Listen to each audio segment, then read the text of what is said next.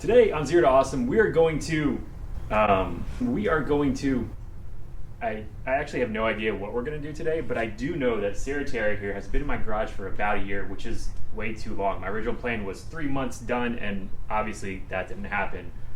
I have other projects I've bought that we need to make room for, so today it doesn't matter what we're doing, but we're making progress on her.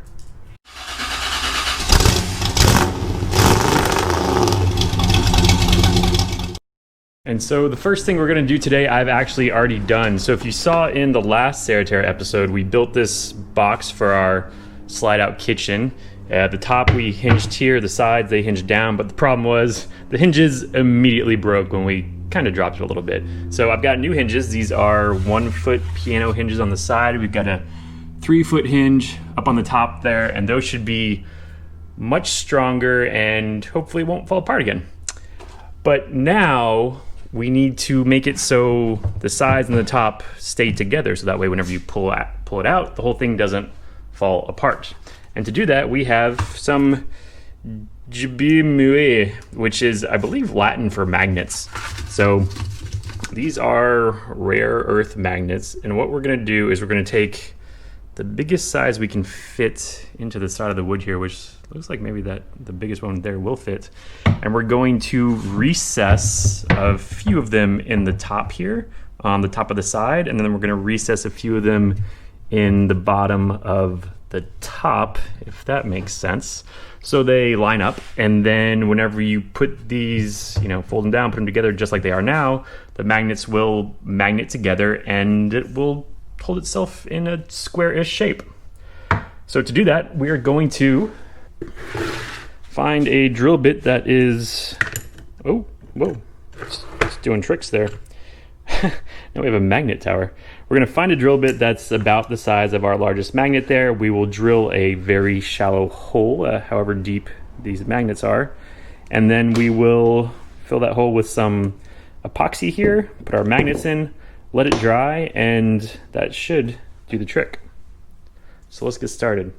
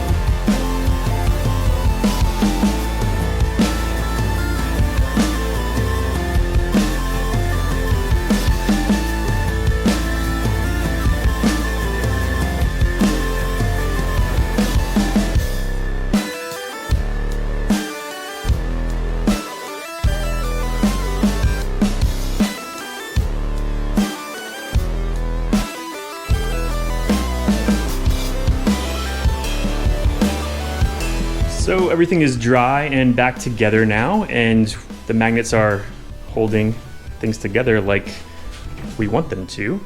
And so now when you open the top, that happens, which is good if that's what you want to happen. The only problem is that means we need to work on something else next. So right now we have these supports for the first slide out that come around. First slide out rests on here, comes out to the end. Now we need to work on support for the kitchen that slides out of there. So we need to go up a little bit and out some more. The other day, Alan and I were measuring, and we think we can go about 13 inches from there. It brings it to somewhere around there. Doesn't get the full length of the slide out. It stops like maybe 3 or 4 inches before, somewhere around there, but we think that should be just fine. So next I'm gonna do a little bit of welding, make a support for that, and see what we get.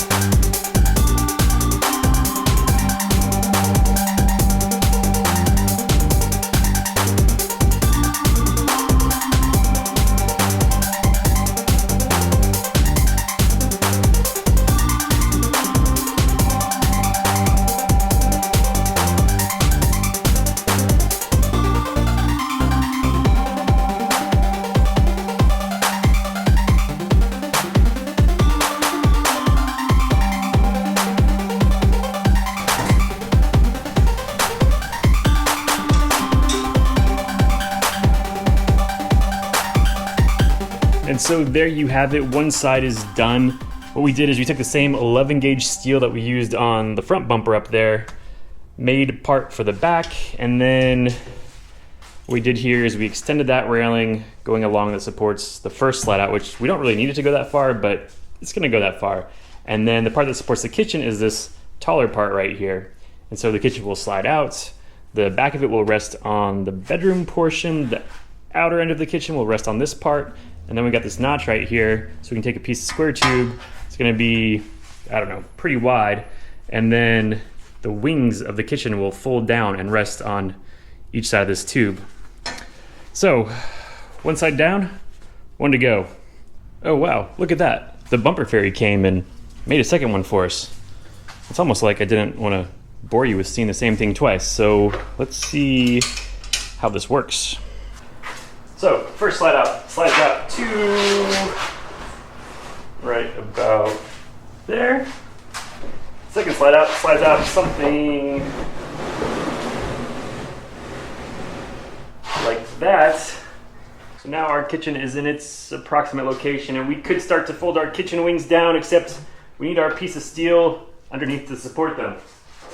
And I have this piece of steel, which is not long enough, so we're gonna have to make this longer real quick.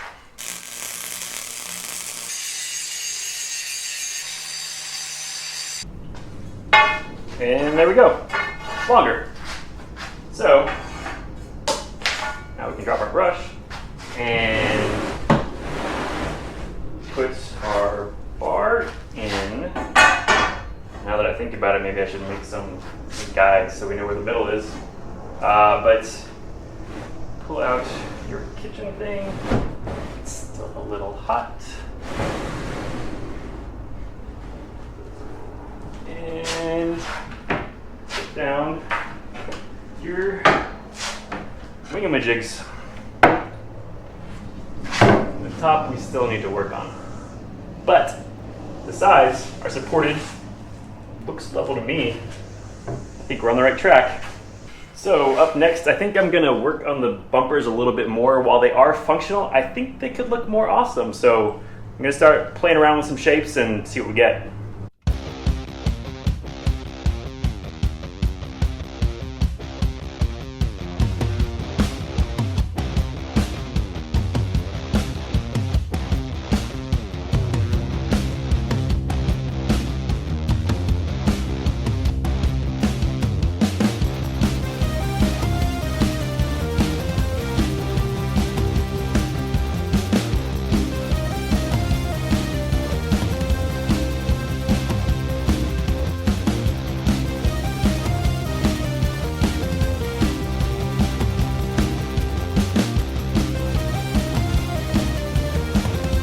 And just like that, our bumper is a little more bumpery.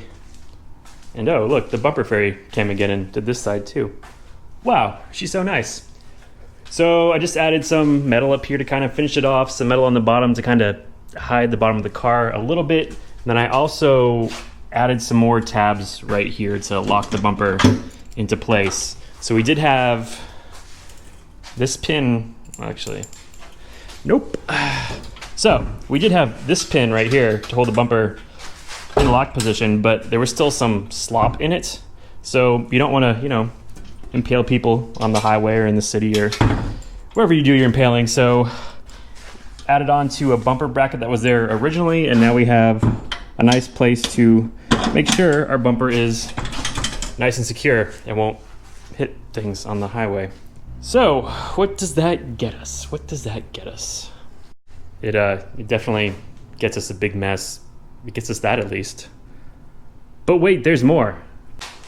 Okay, so we open our Serratera. We unpin our bumpers, swing them around, pin them back in. We move our jaw horse because it's in the way. We pull out our first slide out.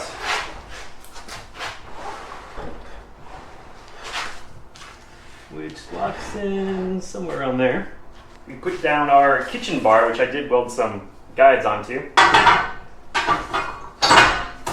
we pull out our kitchen. We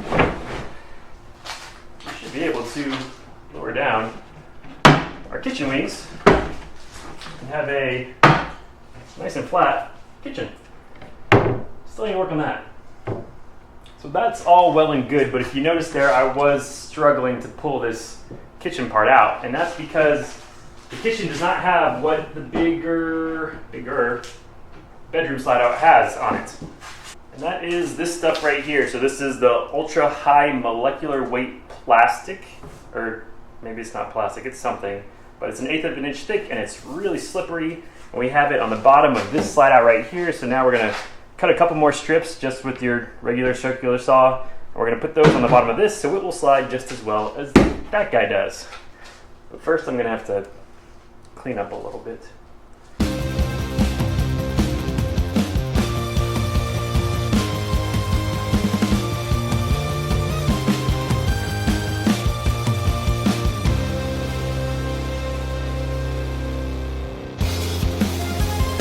All right, so we got our strips cut. They are screwed on here with countersunk holes so the screws don't rub into everything, and we will glue these on also later, but first the whole thing needs to be coated in spar urethane, so I'm gonna wait until we do that to actually glue these things on. And then this line right here is where the crossbar for our countertop support goes, and I left that open because I realized that right now the bottom and the countertops are the same height when they're extended, so if we put slide material right where the bar is, then they're going to be different heights and falling off to the side. So this way when we pull it out, we should be able to have the bar rest right there, and then the countertop and everything will stay level. So let's put it in and see what we got. And we have our stopping point where we can lower our countertop and everything stays nice and flat. So that's all well and good, but you know sometimes things fall when you lift up the things that are holding them down. But as I was saying, this is starting to get a little heavy. So what would make this a lot easier to open and close is some handles. You guys didn't think we were done with this episode, did you? I have no idea how long this is right now, but something tells me it's getting pretty long. But we need to make progress and we need handles, so handle it up.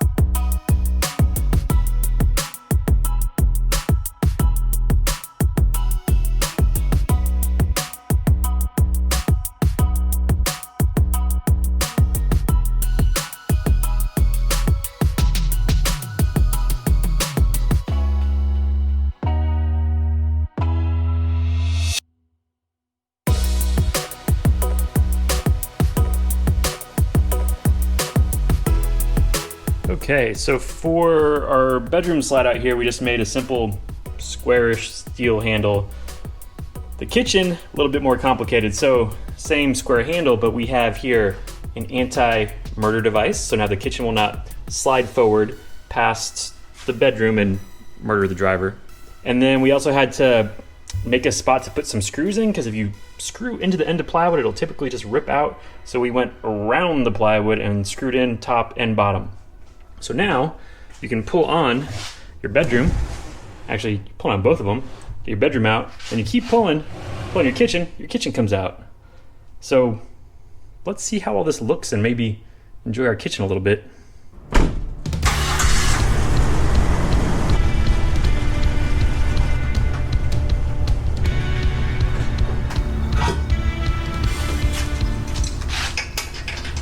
Bumper one. Bumper two. Pull on your no murder handle. Lock her in. Kitchen wing bar.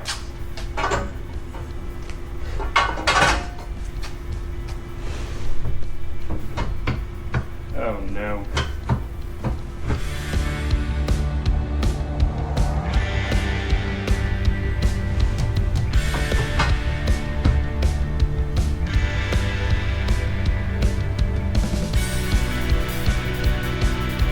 We have a problem.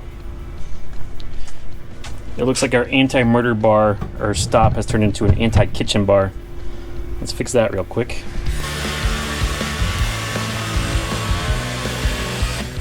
All right, let's try that again. Kitchen wing bar.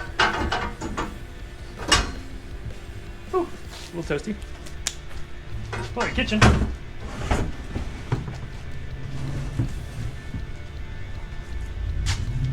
Put your wings.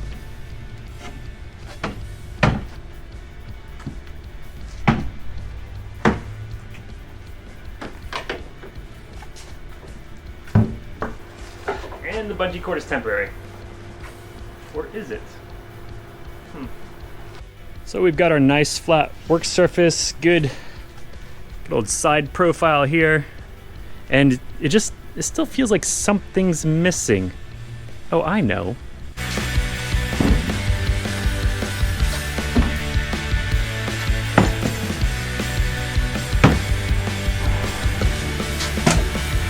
That's better. So, if you like how the kitchen's turning out, hit that like button. And if you want to see how we finish the rest of it off, make sure you hit that subscribe button. And if you hate what you see, then just do both. So, until next time, just remember, if you build your kitchen off the ground, you can do this.